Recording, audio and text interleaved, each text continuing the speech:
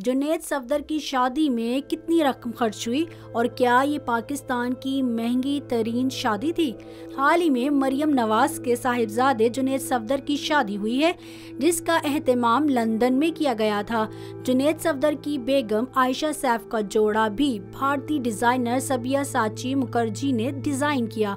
ये वही डिजाइनर हैं जिन्होंने मशहूर भारतीय अदाकारा दीपिका पादुकोण का उरूसी लिबास भी तैयार किया था। आयशा के इस लिबास की कीमत लाखों में है। इसके अलावा भी इस शादी में क़याम तोआम का भी एहतमाम किया गया और इस पर कितनी रकम खर्च हुई इसका अंदाजा तस्वीर से ही लगाया जा सकता है। मोहम्मद जुनैद सफदर की बात करें तो साबिक वजीर आजम नवाज शरीफ के नवासे मरियम नवाज और कैप्टन रिटायर्ड सफदर आवान के साहिबजादे हैं। जुनैद सफदर 1 मई 1996 में पैदा हुए। लाहौर के कॉलेज से इब्तदाई तालीम हासिल करने के बाद वो लंदन चले गए।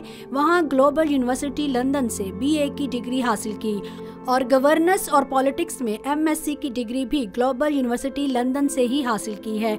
अब अगर जुनैद सफदर की बात करें तो इनको खाने में सी फूड पसंद है और पसंदीदा मुल्क पेरिस है। इसके अलावा जुनैद सफदर को शायरी पढ़ने और लिखने का भी शौक है। इनकी पसंदीदा अदाकारा जॉय किंग और पसंदीदा अदाकार टॉम क्रूज हैं। दुल्हन आयशा सैफ नवाज शरीफ के करीबी साथी सैफुर रहमान खान की बेटी हैं, जिन्हें 1997 में नवाज शरीफ के बतौर वजीर आजम दूसरी मुद्दत के दौरान एहतसाब ब्यूरो का चेयरमैन मुंतखब किया गया था। सैफुर रहमान पाकिस्तान मुस्लिम लीग नून के उम्मीदवार की हैसियत से सेनेट ऑफ पाकिस्तान के रुकन भी रहे हैं।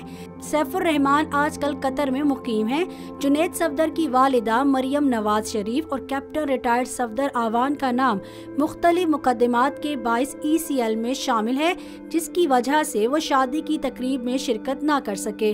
अलबत्ता मरियम नवाज और कैप्टन रिटायर्ड सफदर ने अपने बेटे की निकाह की तकरीब में बजरिया वीडियो लिंक शिरकत की।